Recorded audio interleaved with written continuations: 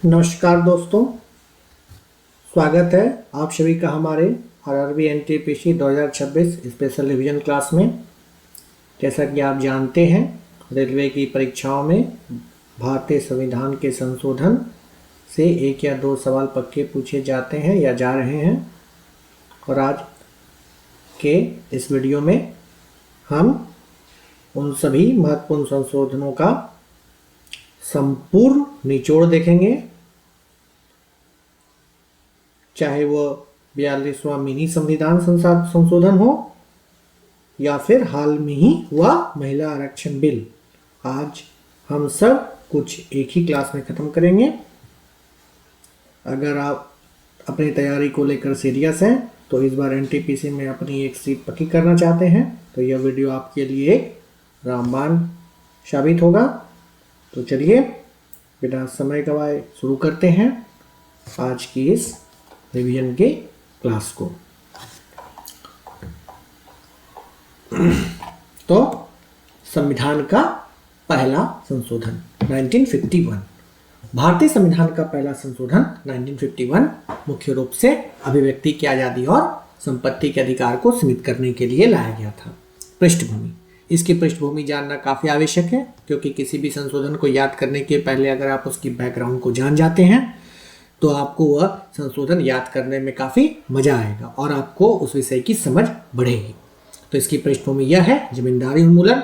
सरकार भूमि सुधार land reforms लागू कर रही थी, लेकिन जमींदार संपत्ति के अधिकार का हवाला देकर अदालतों में से चुनौती दे रहे थे।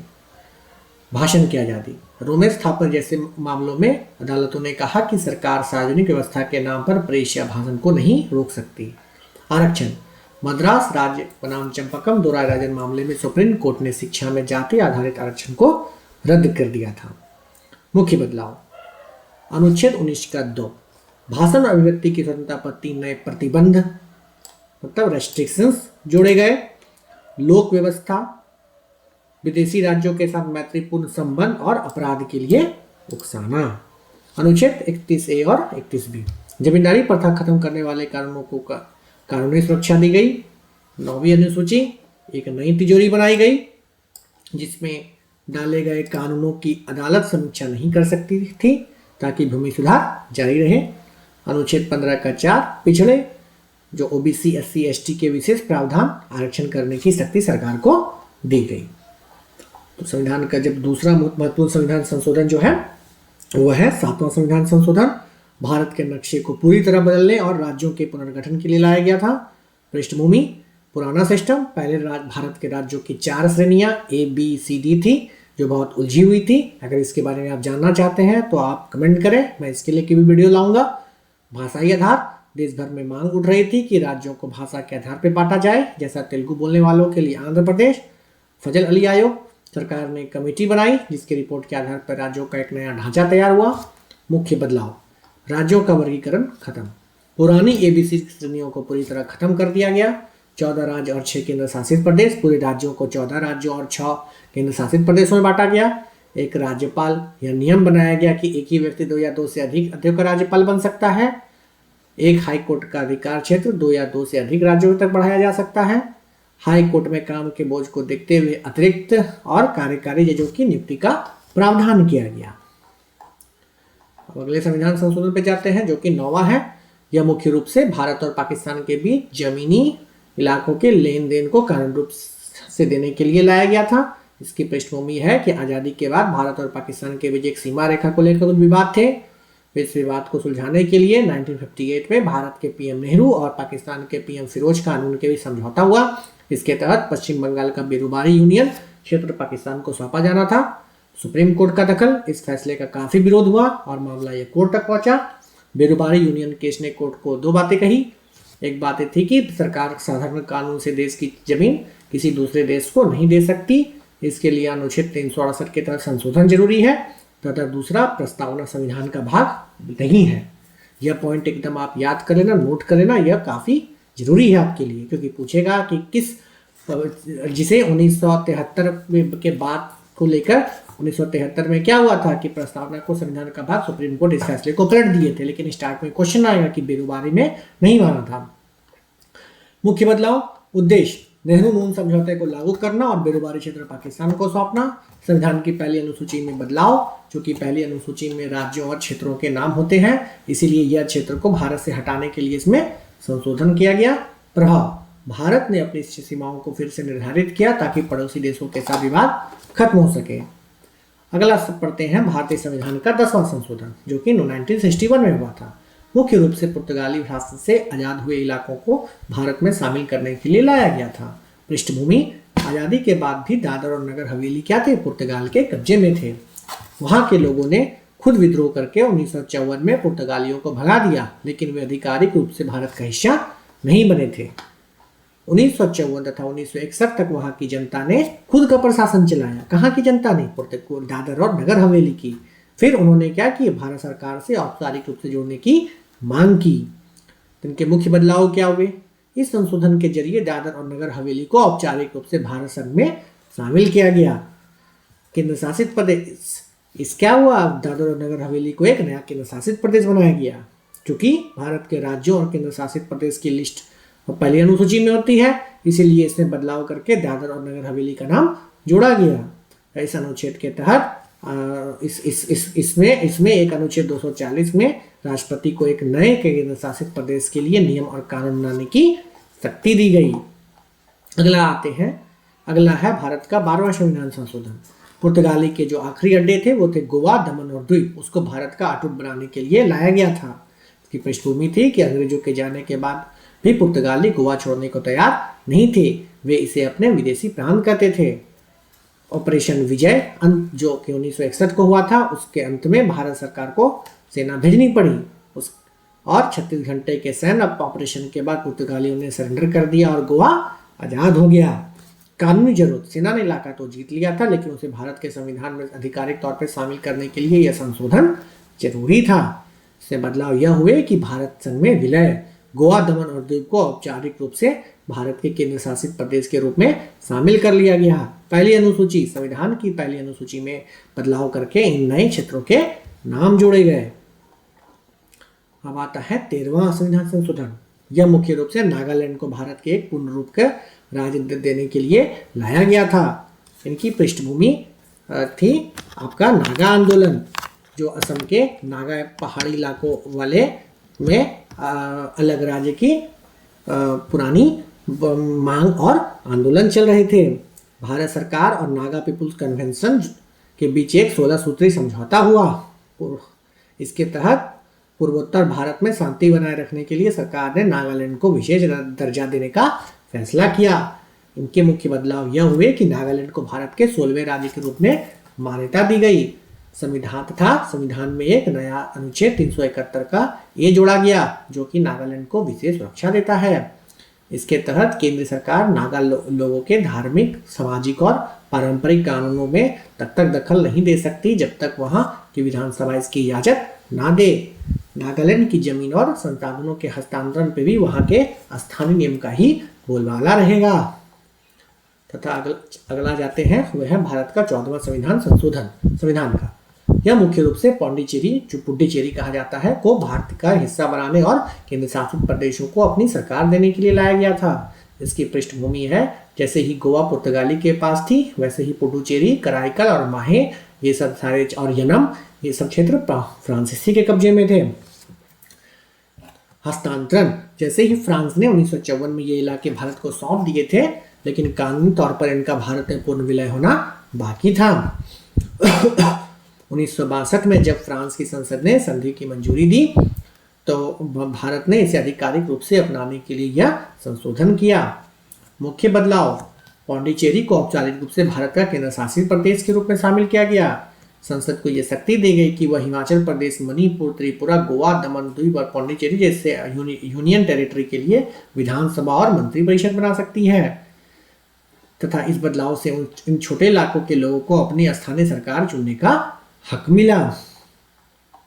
आप लोग ये कंफ्यूज कीजिएगा कि हिमाचल प्रदेश, मणिपुर, त्रिपुरा, ये सब तो आपके राज्य थे, ये केंद्र शासित कैसे हो गए?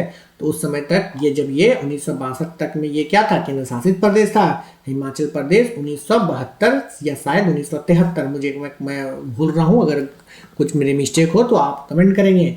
हाँ पे ये क्या हुआ था, एक पूर्ण राज्य के रूप में बना था। ठीक है, ठीक उसी तरह गोवा को 1987 में पूर्ण राज्य का दर्जा मिला था। ठीक है, तो आगे चलते हैं। संविधान का 15वां संविधान संशोधन 1963, यह मुख्य रूप से हाई कोर्ट के कामकाजों और जजों की सुविधाओं में सुधार के लिए लाया गया था। इसकी पृष्ठभूमि, हाई कोर्ट में केस बढ़ रहे थे, इसलिए जजों की कार्यक्षमता और कार्यकाल में सुधार की जरूरत महसूस हुई। सुप्रीम कोर्ट के जजों की रिटायरमेंट उम्र 65 वर्ष थी, जबकि हाई कोर्ट के जजों की काफी कम थी, जिसे बढ़ाना जरूरी समझा गया। बदलाव, हाई कोर्ट के जजों का रिटायरमेंट उम्र 60 से बढ़ाकर 62 साल कर दी गई।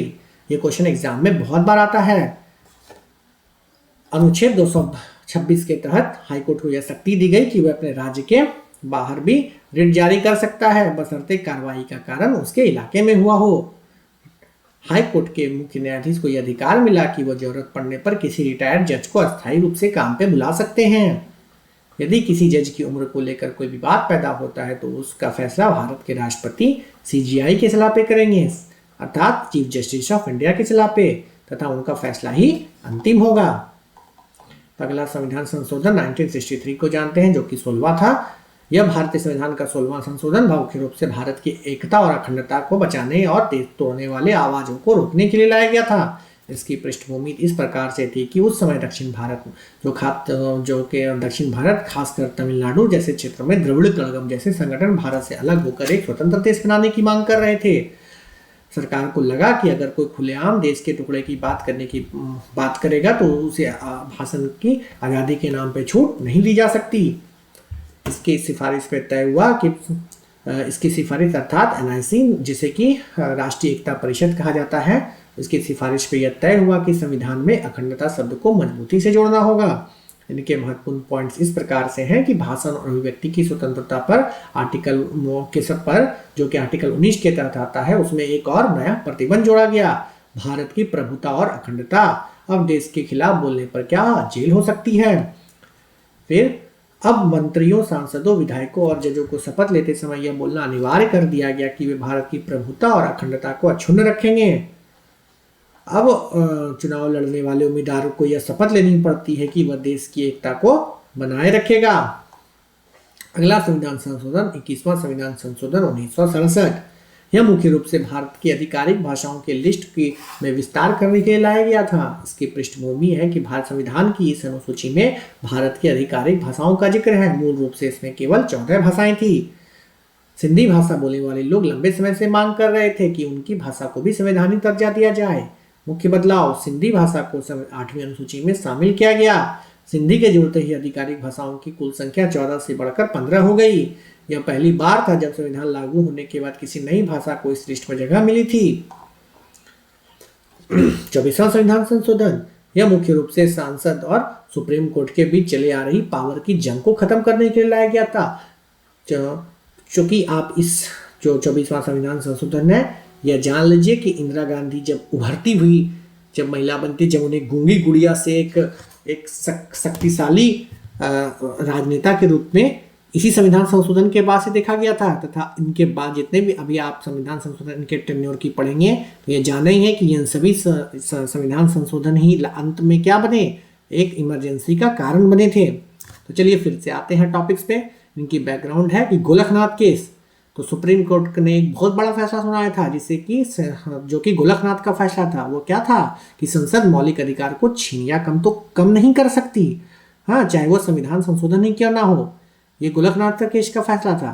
तो इस बात पे संसद की नाराजगी थी कि इंदिरा गांधी की सरकार को यह लगा था कि इससे तो समाज सुधार जैसे कि भूमि सुधार रुक जाएंगे, क्योंकि जमींदार बार बार मौलिक अधिकार का बहाना बनाएंगे। तो सरकार ने इस कोर्ट को फैसले पलटने के लिए क्या किया, 24वां संशोधन कर दिया।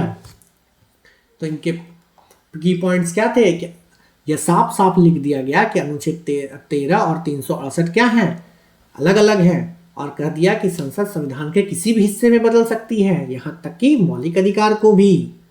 और अगला था कि अनुच्छेद 13 का कोई भी नियम अनुच्छेद 368 के तहत किए गए संशोधनों पर लागू नहीं होगा। इसका मतलब कि 13 और 368 में 368 आर्टिकल बड़ा है, यानी कोर्ट अब संशोधन को इस आधार पर रद्द नहीं करेगी कि वह मौलिक अधिकार छीन रहा है। यह अनिवार्य कर दिया गया कि जब भी कोई संविधान संशोधन बिल राष्ट्रपति के पास जाएगा तो उस पर हस्ताक्षर करने ही होंगे, उन्हें वापस नहीं भेज सकते हैं। अगला संशोधन 25वां संविधान संशोधन फिर से लाई इंदिरा गांधी। वो क्या था? यह मुख्य रूप से सरकार को संपत्ति छीनने की ताकत देने और अदालतों को मुआवजे के मामले से पूरी तरह बाहर करने के लिए लाया गया था। बैकग्राउंड इसका यह था, बैंक का राष्ट्रीयकरण। इंदिरा गांधी ने 14 निजी बैंकों का राष्ट्रीयकरण कर दिया, लेकिन सुप्रीम कोर्ट में केस आया था जिसका आरसी कूपर नाम के व्यक्ति थे, उन्होंने इसे करके केस में क्या हुआ था कि इंदिरा गांधी हार गई थी। इस कारण से सुप्रीम कोर्ट ने इसे क्या किया? रद्द कर दिया, क्योंकि सरकार मुआवजा कम दे रही थी। कोर्ट का कहना था कि सरकार को बाजार भाव पे पैसा देना होगा, जबकि सरकार के पास इतना बजट नहीं था। सरकार ने 25वां संविधान संशोधन लाकर संपत्ति के अधिकार की कमर ही तोड़ दी। मुख्य बदलाव इन्होंने कंपनसेशन शब्द जो था, जिसे मुआवजा कहते हैं, वह शब्द को ही गायब कर दिया। इस अनुच्छेद 31 से का 2 के से मुआवजा शब्द हटाकर उनकी जगह क्या कर दिया गया? राशि शब्द को जोड़ दिया गया।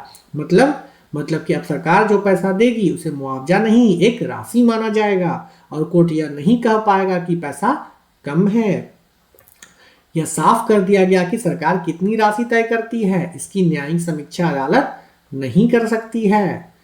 अच्छा, एक नया आर्टिकल अनुच्छेद 31 का 3, इसमें यह एक नियम जोड़ा कि अगर सरकार नीति निर्देशक तत्वों को लागू करने के लिए कोई कानून बनाती है, हाँ, तो उसे इस आधार पर रद्द नहीं किया जा सकता कि वह समानता का अधिकार और स्वतंत्रता के मौलिक अधिकार को छीन रहा है। काफी इंपॉर्टेंट है। अब आता है संविधान का 26वां संविधान संशोधन। ये मुख्य रूप से क्या था? भारत के जो पूर्व राजा जो थे, महाराजा जो थे, जो कि रियासत के समय के राजा थे, उन लोगों को क्या मिलता था? पेंशन और विशेषाधिकार मिलता था, जिसे अंग्रेजी में प्रीवी पर्स बोलते हैं। उसको खत्म करने के लाया गया था। इंदिरा गांधी बिल्कुल नहीं चाह रही थी कि ये लोग रहें, ये लोग के पेंशन मिले, ये लोग को जो एक मोटी धनराशि मिलती है, क्योंकि अब देश आजाद हो चुका है, अब राजा महाराजा नहीं चलने वाले हैं। जब रियासत भारत में मिली थी तो सरकार ने राजाओं को वादा किया था कि उन्हें जीवन भर एक तय रकम दी जाएगी, जिसे प्रीवी पर्स कहा जाता था। 1970 के दशक में सरकार ने इसे समानता के अधिकार के खिलाफ माना। उनका कहना था कि एक लोकतांत्रिक देशों में राजा जैसा कोई शब्द नहीं होना चाहिए। माधवराव का सिंधिया का केस हुआ था। इस केस में सरकार ने पहले एक आदेश दिया था कि इसे बंद कर दिया था, लेकिन कोर्ट ने उसे अवैध घोषित कर दिया। हाँ, मतलब एक माधव राव सिंधिया का केस से पहले क्या हुआ था? इंदिरा गांधी ये चीज को सरकार क्या की थी? एक आदेश ला दी थी और इसे बंद कर दी थी प्रीवी पर्स को। लेकिन ये माधव राव सिंधिया जी क्या किए? कोर्ट केस कर दिए, और जिसपे कि क्या हुए कि कोर्ट केस कर दिए थे। और कोर्ट केस करने के बाद क्या हुआ था कि इंदिरा गांधी की हार हो गई थी। तो इंदिरा गांधी उसका ही एक टाइप से बदला लेने के लिए वो क्या किए थे? ये संविधान संशोधन लाई, और क्या हो गई कि लास्ट में वही हुआ, संविधान संशोधन के साथ ही प्रीवी पर्स ही खत्म हो गया। इस प्रीवी पर्स के खत्म होने के बाद अनुच्छेद 291 और 362 जो था, जो कि प्रीवी पर्स के बारे में बताता था, वो पूरी तरह से खत्म होकर दिया गया, और राजाओं को मिलने वाली करोड़ों की सरकारी पेंशन बंद हो गई।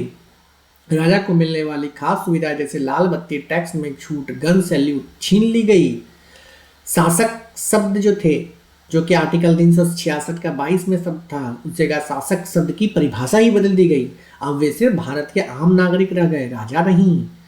हाँ, तथा नया एक अनुच्छेद 363 का ए, जिसमें यह साफ कर दिया गया कि अब किसी भी संधि या वादे के आधार पर राजा कोई पैसा या अधिकार नहीं मान सकते हैं।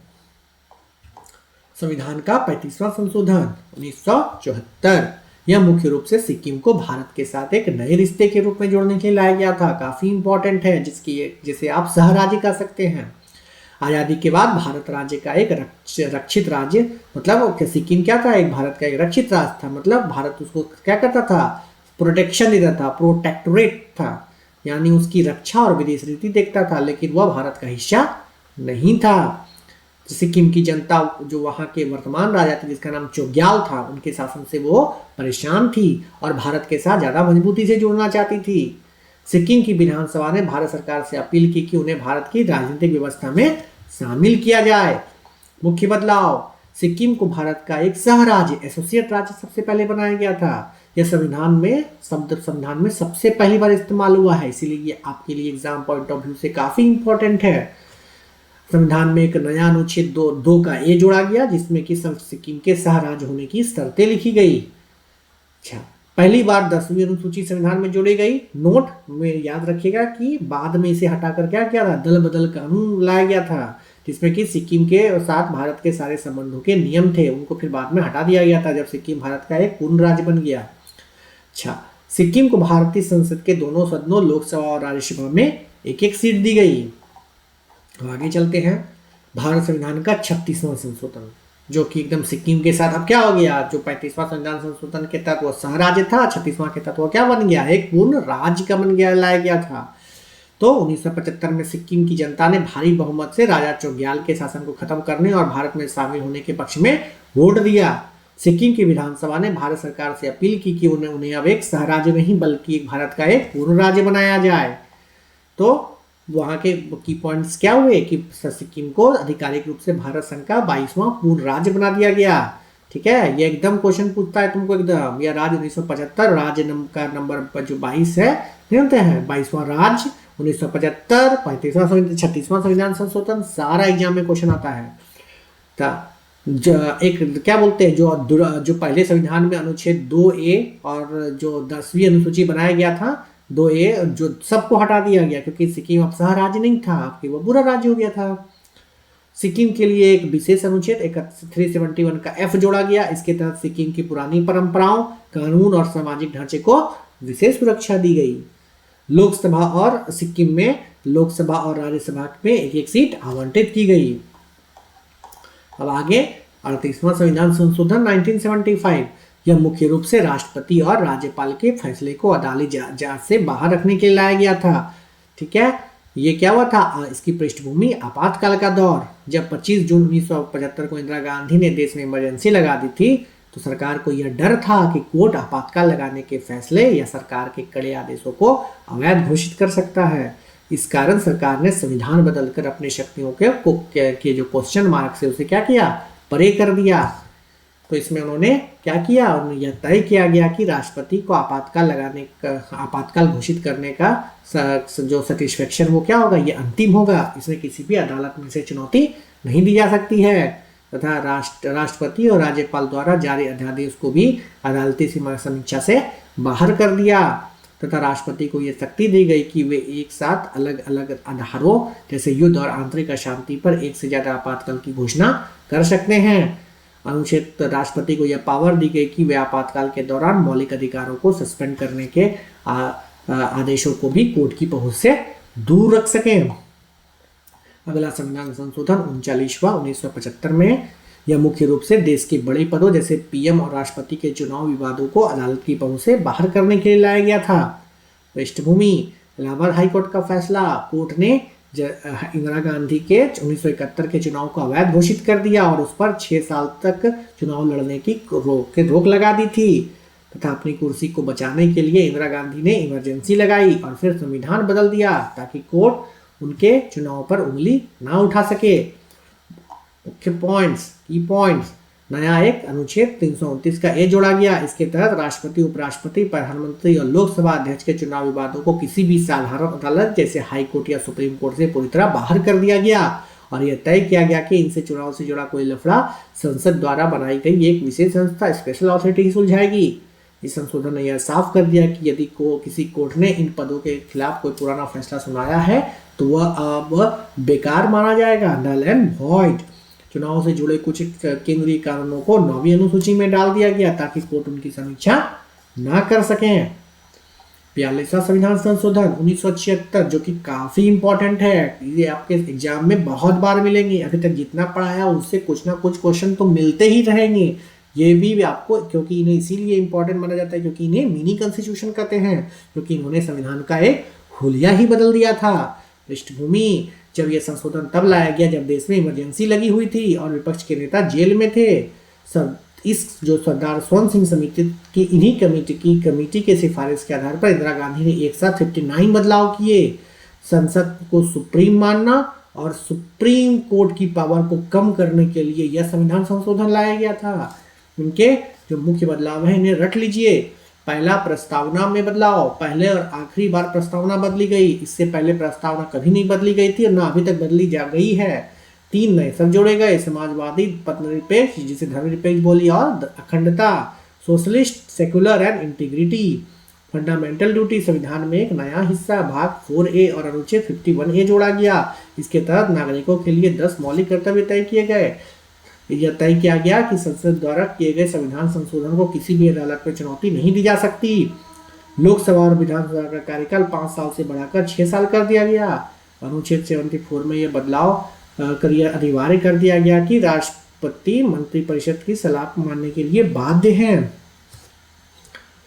इन्हें मौलिक अधिकार पर नीति निर्देशक पर वरीयता दी गई। 3 नए निर्देशक जोड़े गए। समान न्याय और मुफ्त कानूनी सहायता, उद्योगों के प्रबंधन में श्रमिकों की भागीदारी और पर्यावरण की रक्षा। ये चारों आर्टिकल आप मुझे कमेंट करके बताएं। ये 39 का किस आर्टिकल में आता है और 43 के किस आर्टिकल में आता है। उद्योगों के प्रबंधन में श्रमिकों की भागीदारी और आपका पर्यावरण की रक्षा ये किस आर्टिकल में है, ये कमेंट करके मुझे बताइएगा।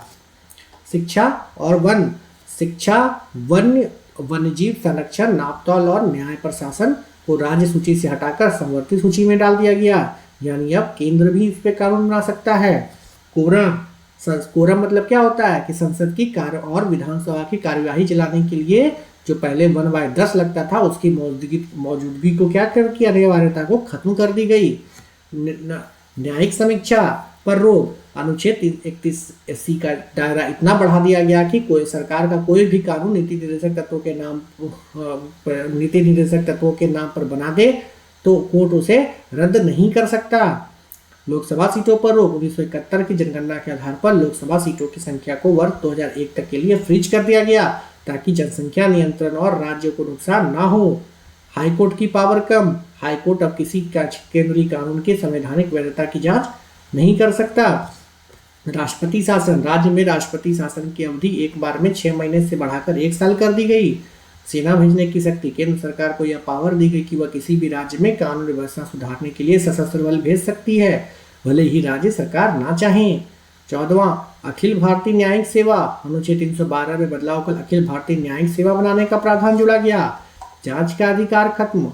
सरकारी कर्मचारियों को बर्खास्त करते समय उन्हें अपनी बेगुनाही साबित करने का दूसरा अवसर छीन लिया गया। ट्रिब्यूनल। भारत संविधान में एक नया भाग 14A जोड़ा गया जिसपे प्रशासनिक और अन्य मामलों के लिए अलग ट्रिब्यूनल बनाने की बात की गई।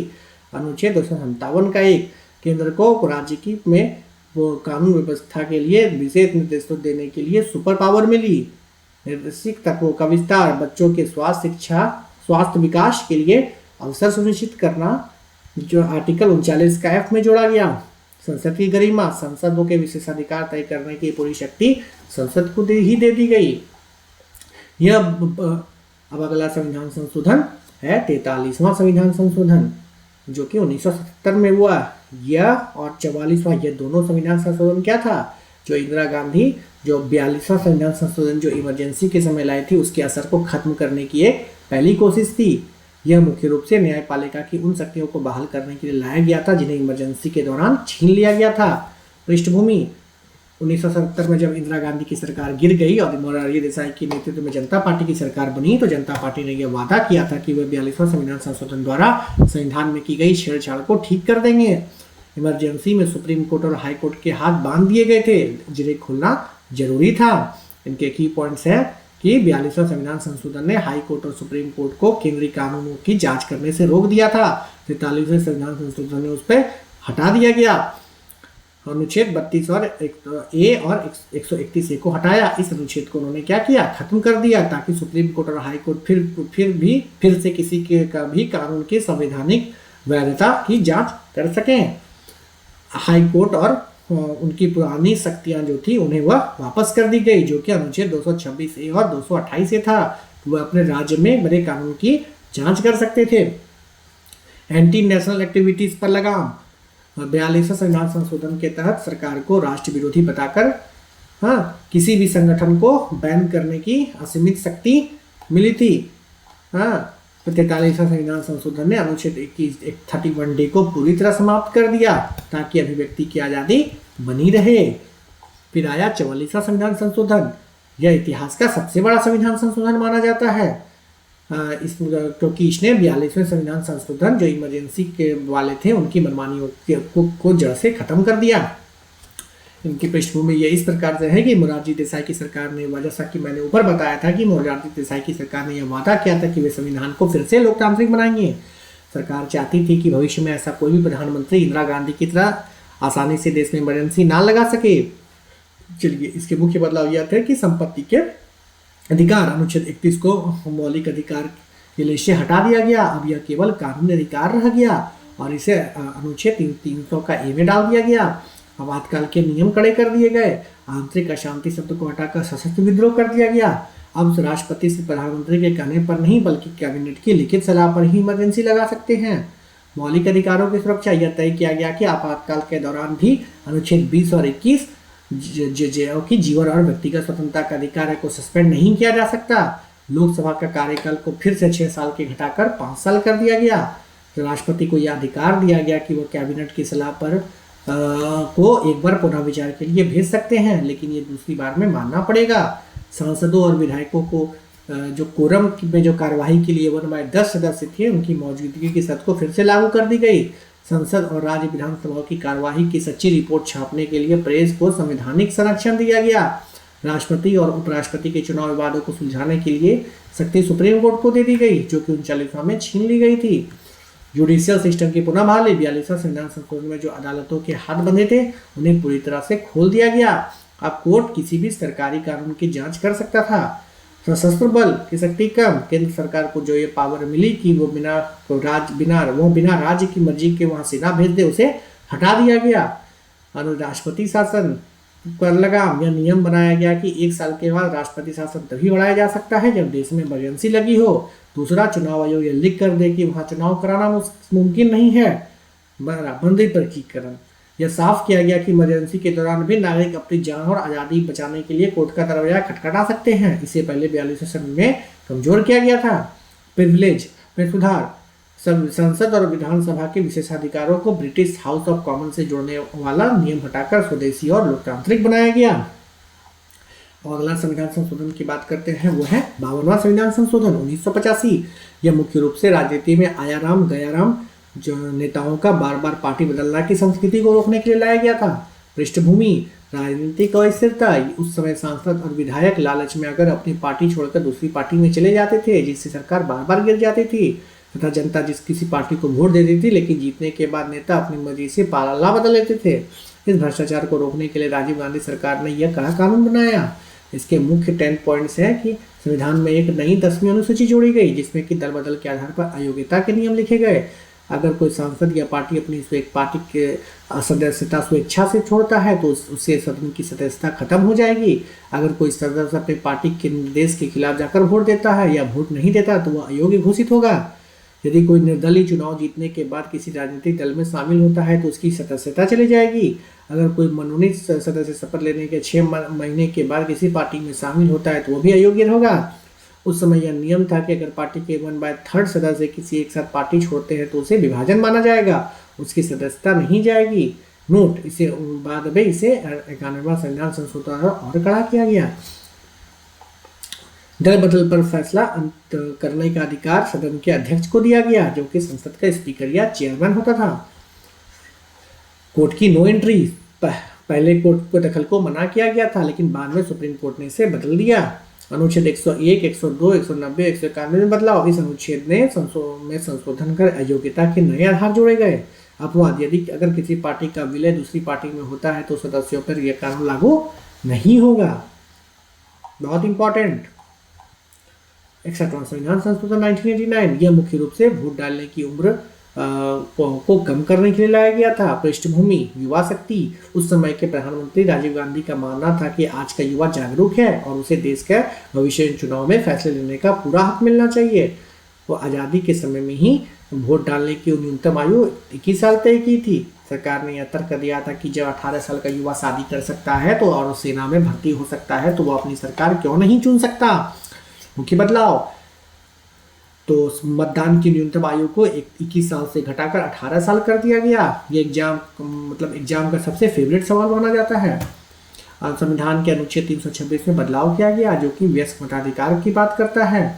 इस एक फैसले से रातों रात लगभग 5 करोड़ नए युवा मतदाता क्या हुए, भारत की लोकतांत्रिक प्रक्रिया से जुड़ गए। वोटरों की संख्या इतनी बढ़ गई कि इसके तुरंत बाद चुनाव आयोग को एक सदस्य से बढ़ाकर बहुसदस्य 3 चुनाव आयुक्त बनाना पड़ा। यह संशोधन 28 मार्च 1989 को लागू हुआ था और इसके बाद हुए 1989 के लोकसभा चुनाव में पहली बार 18 साल के युवाओं ने वोट डाला। अच्छा, फिर आया अगला संविधान संशोधन जो कि 1991 में 69वां हुआ था। मुख्य रूप से दिल्ली को केंद्र शासित प्रदेश से ऊपर उठाकर राष्ट्रीय राजधानी क्षेत्र का विशेष दर्जा देने के लिए लाया गया था। बैकग्राउंड, प्रशासनिक वर्ग, दिल्ली देश की राजधानी थी, इसीलिए वहां की जनता लंबे समय से अपनी चुनी हुई सरकार और विधानसभा की मांग कर रही थी। बालकृष्ण समिति, इस समिति ने सिफारिश की थी दिल्ली को पूरी तरह से राज्य तो नहीं बनाया जा सकता क्योंकि यहाँ केंद्र सरकार बैठती है, लेकिन इसे एक विशेष दर्जा और विधानसभा मिलना चाहिए। मुख्य बदलाव, दिल्ली संघ राज्य क्षेत्र को आधिकारिक रूप से राष्ट्रीय राजधानी राज्य क्षेत्र Delhi, national capital territory of Delhi NCT के नाम से कहा दिया गया। संविधान में 2 नए अनुच्छेद जोड़े गए जो कि 239 का AA और 239 का AB, जो कि दिल्ली के विशेष प्रशासन के नियम बनाते हैं। दिल्ली के लिए 70 सदस्यीय विधानसभा का प्रावधान किया गया जिसके सदस्य जनता द्वारा सीधे चुने जाएंगे। मुख्यमंत्री की अध्यक्षता में एक मंत्री परिषद बनाई गई जिसकी संख्या विधानसभा की कुल सीटों का 10% यानी अधिकतम 7 मंत्री तय की गई। दिल्ली सरकार को लगभग सभी विषयों पर कानून बनाने का हक मिला सिवाय 3 बड़े मुद्दों पुलिस, लोक व्यवस्था और भूमि, ये तीनों केंद्र सरकार के पास ही रहे। 70वां संविधान संशोधन 1992, यह मुख्य रूप से राष्ट्रपति के चुनाव के लिए में केंद्र शासित प्रदेशों की भागीदारी पक्की करने के लिए लाया गया था। पृष्ठभूमि, नई विधानसभा 1969 संविधान संशोधन से दिल्ली को विधानसभा तो मिल गई और पुडुचेरी के पास पहले से ही विधानसभा थी। तो संविधान के अनुच्छेद 54 के अनुसार राष्ट्रपति के चुनाव में केवल राज्य के विधानसभा के सदस्य वोट डाल सकते थे। क्योंकि दिल्ली और पुडुचेरी राज्य नहीं बल्कि यूटीज थे, इसीलिए उनके विधायक राष्ट्रपति को वोट नहीं दे सकते थे। सरकार ने तय किया कि इन 2 यूटीज के यूनियन टेरिटरी के विधायकों को भी देश के सर्वोच्च पद पे चुनने का हक मिलना चाहिए। तो इसके पॉइंट्स क्या क्या है बदलाव के, इसके अंतर्गत राष्ट्रपति के चुनाव के लिए जो निर्वाचक मंडल होगा उसमें राज्य की परिभाषा में दिल्ली और पुडुचेरी को भी शामिल किया गया। अब दिल्ली और पुडुचेरी के विधानसभा में निर्वाचित सदस्य भी भारत के राष्ट्रपति के चुनाव में वोट डालने के अधिहकदार हो गए। राष्ट्रपति के चुनाव के तरीके में इन दोनों केंद्र शासित प्रदेशों की भी गणना को शामिल किया गया। यह संशोधन 1 जून 1995 को लागू हुआ ताकि भविष्य के राष्ट्रपति चुनाव में यह विधायक हिस्सा ले सकें। ध्यान रहे कि यह अधिकार केवल निर्वाचित विधायक को मिला, मनोनीत विधायक को नहीं, जैसा कि बाकी राज्यों में होता है। आप लोग बताएं मुझे कमेंट करके कि राष्ट्रपति के चुनाव में कौन कौन भाग लेते हैं और कौन कौन नहीं लेते हैं। तो अगला संविधान का 71वां संविधान संशोधन 1992, यह मुख्य रूप से भारत की आधिकारिक भाषाओं की लिस्ट में 3 नई भाषाएं जोड़ने के लिए किया गया था। पृष्ठभूमि, पुरानी स्थिति, 21वें संविधान संशोधन के बाद भारत संविधान के 8वें अनुसूची में कुल 15 भाषाएं थी। कोंकणी जो गोवा की है, मणिपुरी और नेपाली बोलने वाले लोग लंबे समय से अपनी भाषाओं को संवैधानिक दर्जा देने की मांग कर रहे थे ताकि उनकी संस्कृति सुरक्षित रहे।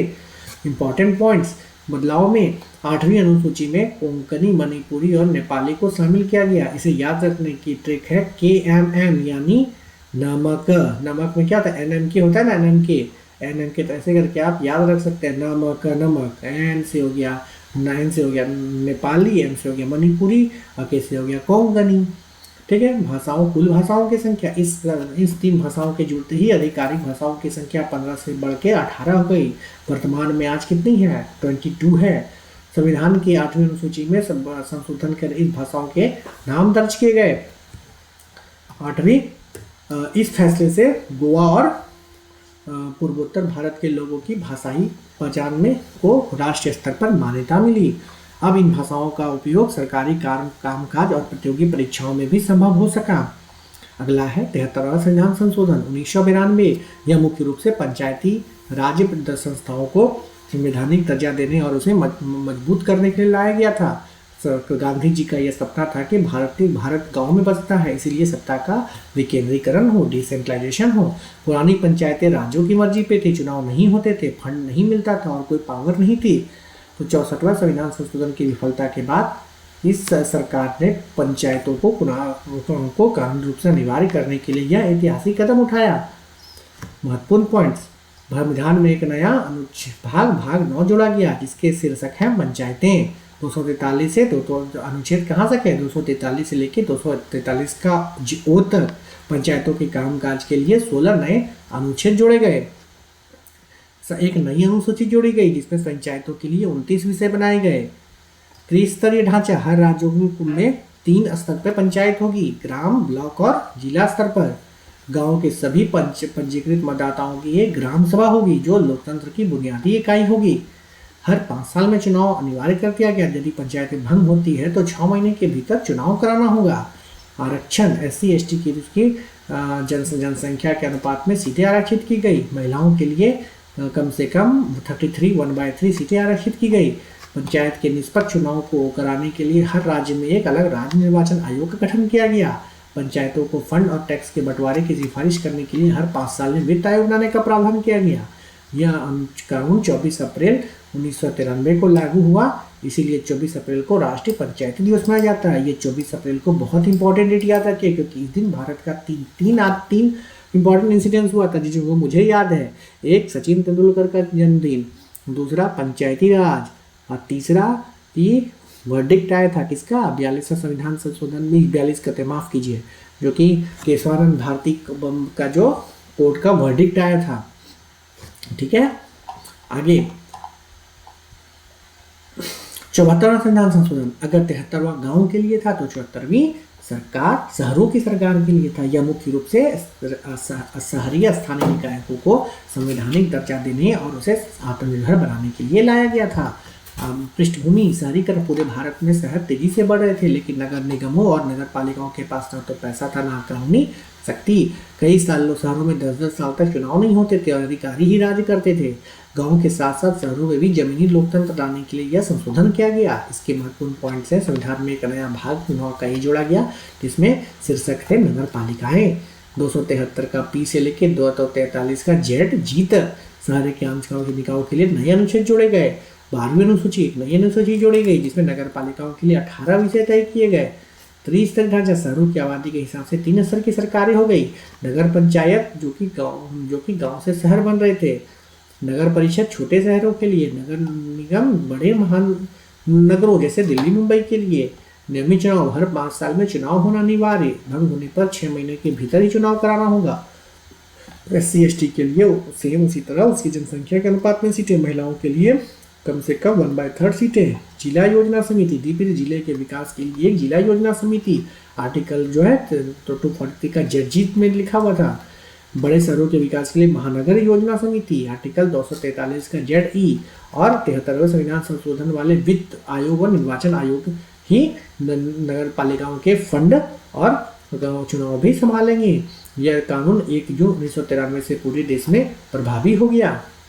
आगे चलते हैं, 77वां संविधान संशोधन, यह मुख्य रूप से सरकारी नौकरियों में पदोन्नति में आरक्षण को संवैधानिक सुरक्षा देने के लिए लाया गया था। पृष्ठभूमि, इंदिरा साहिनी का केस, सुप्रीम कोर्ट ने अपने इस फैसले में कहा कि आरक्षण केवल शुरुआती नियुक्ति इनिशियल अपॉइंटमेंट में मिलेगा, प्रमोशन में नहीं। पर कोर्ट ने प्रमोशन में पहले चले आ रहे आरक्षण को सिर्फ 5 साल तक जारी रखने की इजाजत दी थी। SC ST समुदाय के हितों की रक्षा के लिए और उन्हें उच्च पदों पर सही प्रतिनिधित्व दिलाने के लिए तत्कालीन PV नरसिम्हा राव सरकार ने यह संशोधन पेश किया। इंपॉर्टेंट पॉइंट्स, संविधान के अनुच्छेद 16A में नया क्लाउज 16A जोड़ा गया। संसद को यह राज्य को यह शक्ति दी गई कि वह अनुसूचित जाति और अनुसूचित जनजाति के लिए सरकारी पदों पर प्रमोशन में आरक्षण का प्रावधान कर सकें। यह आरक्षण तभी दिया जाएगा जब राज्य को लगे कि इन समुदाय का सरकारी सेवाओं में पर्याप्त प्रतिनिधित्व नहीं है। इस संशोधन ने इंदिरा साहिनी केस के उस हिस्से को बेअसर कर दिया जिसे प्रमोशन में कोटा खत्म कर दिया गया था। यह कानून 17 जून 1995 से पूरे देश में प्रभावी हुआ। 46वां संविधान संशोधन 2002, यह मुख्य रूप से शिक्षा को एक मौलिक अधिकार बनाने के लिए लाया गया था। पृष्ठभूमि, अटल बिहारी सरकार का विजन था कि पढ़ेगा इंडिया तो ही तो बढ़ेगा इंडिया। उन्नी कृष्णन केस, सुप्रीम कोर्ट ने पहले कहा था कि शिक्षा का अधिकार जीवन का अधिकार का हिस्सा है। आर्टिकल 21 का ये उन्नी कृष्णन केस के बारे में अगर आपको जानना है तो आप कमेंट कीजिए, मैं आपको जरूर बताऊंगा। पहले शिक्षा केवल एक नीति निर्देशक तत्व थी, यानी सरकार की मर्जी पे था कि वो स्कूल खोले या ना खोले। नए पॉइंट्स, की पॉइंट्स, संविधान में एक नया अनुच्छेद 21 का ये जोड़ा गया। इसके तहत 6 से 14 वर्ष के सभी बच्चों को मुफ्त और अनिवार्य शिक्षा देना सरकार की जिम्मेदारी बन गई। अनुच्छेद 45 में बदलाव, डीपीएसपी, इसके अब इन अनुच्छेद का विषय बदलकर यह कर दिया गया कि इस राज्य 6 वर्ष से कम उम्र के बच्चों की देखभाल और उसकी शुरुआती शिक्षा का प्रयास करेगा। अनुच्छेद 51 का कॉम में एक नया कर्तव्य जोड़ा गया कि अब माता पिता और अभिभावकों की ये जिम्मेदारी है कि वह अपने 16 से 14 साल के बच्चों को की शिक्षा का अवसर प्रदान करें। RTE act, right to education, यही इसी संशोधन के कारण आगे चलकर 2009 में शिक्षा का अधिकार अधिनियम बना, जो कि 1 अप्रैल 2010 से लागू हुआ। क्रांतिकारी बदलाव, इसमें शिक्षा अब सरकार के दया नहीं बल्कि बच्चों का हक बन गई। अब अगला है 91वां संविधान संशोधन 2003। यह मुख्य रूप से मंत्रियों की संख्या सीमित करके और दल बदली कानून, विरोधी कानून को और कड़ा बनाने के लिए लाया गया था। बैकग्राउंड, जंबो कैबिनेट, पहले सरकारें विधायक को खुश करने के लिए सबको मंत्री बना देती थी, जिससे सरकारी खजाने पे भारी बोझ पड़ता था। 52वां संविधान संशोधन 1985 जो आपका दल बदल पे कानून था, उसमें एक कमी थी कि अगर 1/3 पार्टी छोड़ देते हैं तो उसे विभाजन मानकर छूट मिल जाती थी। नेता इसका फायदा उठाकर थोक में दल बदल करते थे। अटल बिहारी वाजपेयी सरकार में राजनीति में सुचिता और फिजूल खर्ची रोकने के लिए यह बड़ा कदम उठाया गया। महत्वपूर्ण पॉइंट, 15% की सीमा सबसे जरूरी। अनुच्छेद 72 और 164 में बदलाव कर यह तय किया गया कि लोकसभा और विधानसभा में मंत्रियों की कुल संख्या निचले सदन की कुल संख्या के 15% से अधिक नहीं होगी। जैसे अगर 100 विधायक होंगे तो अधिकतम 15 ही मंत्री ही बन सकते हैं। न्यूनतम मंत्री छोटे राज्यों के लिए प्रावधान किया गया कि वहाँ मुख्यमंत्री सहित कम से कम 12 मंत्री हो सकते हैं। यदि कोई सदस्य दल बदल के आधार पर अयोग्य घोषित होता है तो वो तब तक मंत्री नहीं बन सकता जब तक कि वह दोबारा चुनाव जीतकर ना आ जाए। लाभ का पद, अयोग्य घोषित सदस्य किसी भी लाभ के राजनीतिक पद जैसे बोर्ड का अध्यक्ष या सरकारी कंपनी का हेड पर कभी नहीं रह सकता। 1/3 वाला नियम खत्म। 52वां संविधान संशोधन की वह छूट खत्म कर दी गई जिसमें 1/3 सदस्यों के अलग होने पर अयोग्यता नहीं होती थी। अब केवल 2/3 सदस्यों का विलय ही मान्य होगा। ठीक है, तो इसका निष्कर्ष आगे चलते हैं। 52वां संविधान संशोधन 2003, यह मुख्य रूप से भारत की आधिकारिक भाषाओं की लिस्ट में 4 नई भाषाएं जोड़ने के लिए लाया गया था। पृष्ठभूमि, पुरानी स्थिति, 71वां संविधान संशोधन 1992 के बाद संविधान की 8वीं अनुसूची में कुल 18 भाषाएं थी। क्षेत्रीय मांग, बोडो, डोंगरी, बोडो जो असम की भाषा थी, डोंगरी जम्मू कश्मीर की, मैथिली बिहार और संथाली जो झारखंड और पश्चिम बंगाल में बोलने वाले लोग लंबे समय से संवैधानिक मान्यता मांग रहे थे। अटल बिहारी वाजपेयी की सरकार विभिन्न क्षेत्रों की भाषाई संस्कृति को सम्मान देने के लिए उन्होंने यह कदम उठाया। महत्वपूर्ण पॉइंट, इनमें 4 नई भाषाएं, ठीक है, BDM और S, मतलब 8वीं अनुसूची में बोडो, P से बोडो, D से डोंगरी, M से मैथिली और S से संथाली को शामिल किया गया। इसे याद करने की ट्रिक्स आपको मैंने बता दिया। BDMS यानी बोडो, डोंगरी, मैथिली, संथाली। कुल भाषाओं की संख्या इन 4 भाषा के जोड़ते ही आधिकारिक भाषाओं की संख्या 18 से बढ़कर 22 हो गई। यही संख्या आज भी बरकरार है। 8वीं अनुसूची में बदलाव, संविधान की 8वीं अनुसूची में संशोधन कर इन भाषाओं के नाम वर्नाकुलम अल्फाबेटिकल ऑर्डर में दर्ज कर दिए गए।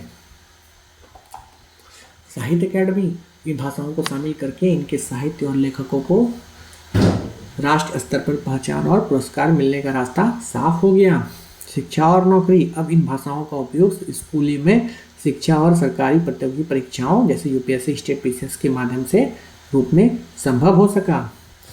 94वां संविधान संशोधन 2006, इस मुख्य रूप से राज्यों में जनजातीय कल्याण मंत्री की नियुक्ति और के नियम को अपडेट करने के लिए किया गया था। बैकग्राउंड, इस संविधान के इस अनुच्छेद के तहत बिहार, मध्य प्रदेश और उड़ीसा जैसे राज्यों के लिए यह अनिवार्य था कि वहाँ की मंत्रिपरिषद में एक जनजातीय कल्याण मंत्री होगा।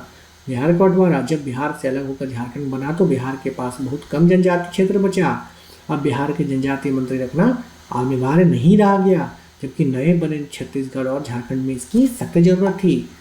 इंपॉर्टेंट पॉइंट्स, की पॉइंट्स, संविधान के अनुच्छेद 164(1) से बिहार शब्द को हटा दिया गया। अब बिहार के लिए जनजातीय मंत्री, कल्याण मंत्री रखना अनिवार्य नहीं रहा। इस सूची में झारखंड और छत्तीसगढ़ के नाम जोड़ दिए गए। अब मध्य प्रदेश, उड़ीसा, झारखंड और छत्तीसगढ़, इन 4 राज्यों के लिए संवैधानिक रूप से जरूरी हो गया कि वे अपने मंत्री मंडल में एक जनजाति कल्याण मंत्री की नियुक्ति करें। विशेष जिम्मेदारी, इस मंत्री का काम इन राज्यों की बड़ी जनजातीय आबादी उत्थान और विकास की देखरेख करना है। यह संशोधन 2000 के राज्य पुनर्गठन के बाद पैदा की गई प्रशासनिक विसंगतियों को दूर करने के लिए किया गया था। 2011 का संविधान 97वां संविधान संशोधन, यह मुख्य रूप से देश में सहकारी समितियों के कामकाज और को लोकतांत्रिक, पारदर्शी और आत्मनिर्भर बनाने के लिए लाया गया था। बैकग्राउंड, सहकारी समिति जैसे अमूल या गांव की क्रेडिट सोसाइटी राज्यों के अलग अलग कानूनों से चलती थी, जिसमें भ्रष्टाचार और राजनीति बहुत ज़्यादा थी। पहले संविधान में इसके लिए कोई खास जगह नहीं थी, जिससे इसका मैनेजमेंट बहुत सुस्त रहता था। सरकार चाहती थी कि सहकारिता को एक आंदोलन की तरह मजबूत किया जाए। 5 इंपॉर्टेंट पॉइंट्स। मुख्य बदलाव में संविधान के अनुच्छेद 19 में सहकारी समिति बनाने की अधिकार को मौलिक अधिकार बना दिया गया। अब कोई भी नागरिक आसानी से समिति बना सकता था। राज्य के नीति निर्देशक तत्वों को में एक नया शब्द 43 का बी जोड़ा गया। इसके तहत सरकार को की जिम्मेदारी बन गई कि वह सहकारी समितियों को बढ़ावा दे। और संविधान में एक नया भाग 9 का बी जोड़ा गया, जिसका शीर्षक है सहकारी समिति। इसमें बहुत इंपॉर्टेंट चीज है, इसमें चुनाव, कार्यकाल और ऑडिट के जो कड़े नियम लिखे गए। यह तय किया गया सहकारी समितियों के बोर्ड का कार्यकाल 5 साल का होगा और चुनाव समय पर कराना अनिवार्य होगा। समितियों की बोर्ड में एक सीट SC ST और 2 सीट महिलाओं के लिए आरक्षित करना जरूरी कर दिया। अब आता है 9वां संविधान संशोधन 2014। मुख्य रूप से जजों की नियुक्ति के लिए कॉलेजियन सिस्टम को खत्म करके एक नया आयोग बनाने के लिए लाया गया था। बैकग्राउंड, कॉलेजियम सिस्टम, पहले जजों की नियुक्ति जज के ही जजों को चुनते थे, कॉलेजियम वाली तरीके से होती थी, जिससे पारदर्शिता की कमी मानी जाती थी। तो सरकार का दखल, मोदी सरकार ने सत्ता में आते ही यह तय किया कि जजों की नियुक्ति में सरकार और नागरिक समाज की भूमिका भी होनी चाहिए। न्यायपालिका को लगा कि इससे उनकी आज़ादी इंडिपेंडेंस ऑफ जुडिशरी खतरे में पड़ जाएगी। उसमें मुख्य बदलाव के कुछ इंपॉर्टेंट पॉइंट्स कि जजों की नियुक्ति के लिए राष्ट्रीय न्यायिक नियुक्ति national judicial appointment commission NJAC बनाने का प्रावधान किया गया। अनुच्छेद 124 का 1, 24 का 20, 24 के संविधान में 3 नए अनुच्छेद जोड़े गए, जो कि आयोग की बनावट और उसके काम करने के तरीके को बताते थे। आयोग के सदस्य, इसमें 6 लोग होने थे। भारत के मुख्य न्यायाधीश, सुप्रीम कोर्ट के 2 जज, मुख्य न्यायाधीश, सुप्रीम कोर्ट के 2 वरिष्ठ जज, केंद्रीय कानून मंत्री और 2 प्रतिष्ठित व्यक्ति, इमिनेंट पर्सन। इतिहास में पहली बार हुआ कि जब जजों की नियुक्ति के लिए संविधान में इतना बड़ा बदलाव किया गया था। सुप्रीम कोर्ट का फैसला, यह संशोधन लागू तो हो गया था, लेकिन सुप्रीम कोर्ट ने इसे असंवैधानिक अनकॉन्स्टिट्यूशनल घोषित कर दिया। कोर्ट ने कहा कि यह संविधान के मूल ढांचे के खिलाफ है और ने यह नल एंड वॉइड कर दिया। अब आता है संविधान का 100वां संशोधन 2015। यह मुख्य रूप से भारत और बांग्लादेश के बीच भूमि सीमा समझौता लैंड बाउंड एग्रीमेंट को लागू करने के लिए लाया गया था। पृष्ठभूमि, अजीब सीमा, आज़ादी के समय से ही भारत की कुछ जमीन बांग्लादेश के अंदर फंसी हुई थी, ठीक है, और बांग्लादेश की कुछ जमीन अंदर भारत के अंदर। इन इलाकों में रहने वाले लाखों लोगों के पास ना तो बिजली थी, ना स्कूल और ना ही किसी देश की नागरिकता। वे बिना देश के लोग स्टेटलेस बन गए थे। 1974 में इंदिरा गांधी और शेख मुजीबुर रहमान ने इस पर समझौता किया था, लेकिन कानूनी अड़चनों के कारण यह 41 साल तक लटका रहा। की पॉइंट्स, इलाकों की अदला बदली, और भारत ने अपनी 111 बस्ती बांग्लादेश को दे दी और बांग्लादेश ने अपनी 51 बस्तियां भारत को सौंपी। भारत ने लगभग 17,160 एकड़ जमीन दी, बदले में 71,710 जमीन एकड़ प्राप्त की। भले ही भारत ने ज़्यादा जमीन दी, लेकिन सीमा विवाद हमेशा के लिए खत्म हो गया। नागरिकताओं का हक, इस बस्तियों में रहने वाले लोगों को यह विकल्प दिया गया कि वे जिस देश में रह रहे हैं वहाँ की नागरिकता ले लें। चूँकि असम, पश्चिम बंगाल, मेघालय और त्रिपुरा 6 राज्यों की सीमाएं बदल दी गई थी, इसलिए संविधान की पहली अनुसूची में संशोधन किया गया। इस कदम से भारत और बांग्लादेश के संबंध में एक नया अध्याय जुड़ा और सीमा पर होने वाली घुसपैठ और विवादों में कमी आई। संविधान का 101वां संविधान संशोधन 2016। यह मुख्य रूप से पूरे देश में GST को लागू करने के लिए लाया गया था। पहले भारत में बहुत सारे इनडायरेक्ट टैक्स थे, एक्साइज, वैट, सर्विस आदि, एक ही सामान पर बार टैक्स लगता था। सरकार चाहती थी कि पूरे सामान और सेवाओं पर एक ही जैसा टैक्स लगे ताकि व्यापार करना आसान हो। इसकी चर्चा अटल जी के समय ही शुरू हो गई थी, लेकिन राज्य और केंद्र के बीच तालमेल बैठाने में 15 साल लग गए। मुख्य पॉइंट्स, एक राष्ट्र एक कर के नारे के साथ पूरे देश में अप्रत्यक्ष कर ढांचे को पूरी तरह बदल दिया गया। संसद और राज्य विधानसभा को एक साथ वस्तु एवं सेवा पर कानून बनाने की विशेष शक्ति दी गई। एक शक्तिशाली जीएसटी परिषद बनाई गई जिसमें केंद्र और सभी राज्यों के वित्त मंत्री होते हैं जो कि टैक्स की दरें तय करते हैं। इसमें 3 हिस्से होते हैं, सीजीएसटी केंद्र के लिए, एसजीएसटी राज्यों के लिए और आईजीएसटी राज्यों के व्यापार के लिए। लगभग 17 बड़े इनडायरेक्ट टैक्सेस को खत्म कर दिया गया। सर्विस टैक्स से जुड़े प्रावधानों को हटा दिया गया। केंद्र ने वादा किया कि जीएसटी से राज्यों को जो नुकसान हो रहा है उनकी भरपाई 5 साल तक केंद्र करेगा। जीएसटी एक डेस्टिनेशन बेस्ड टैक्स है, यानी टैक्स उस राज्य को मिलता है जहाँ सामान बिकता है, ना कि जहाँ बनता है। हाँ, सभी बीच पेट्रोल, डीजल और शराब को जीएसटी के से बाहर रखा गया था। यह कानून इनमें पुराने टैक्स लगते हैं। यह कानून 1 जुलाई 2017 को आधी रात से पूरे देश में शुरू हुआ। अब आता है संविधान का 102वां संविधान संशोधन जो कि 2018 में हुआ था। यह मुख्य रूप से राष्ट्रीय पिछड़ा वर्ग आयोग को संवैधानिक दर्जा देने के लिए लाया गया था।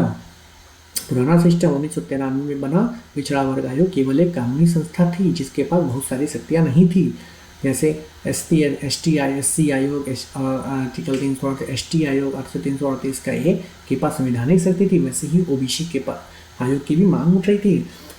जरूरत के लिए पिछड़े के अधिकार की रक्षा और उनकी समस्याओं के लिए जांच के लिए एक शक्तिशाली संस्था की जरूरत थी। की पॉइंट्स, संविधान में एक नया अनुच्छेद जोड़ा गया जिससे कि राष्ट्रीय पिछड़ा वर्ग आयोग NCBC को संवैधानिक दर्जा मिल गया।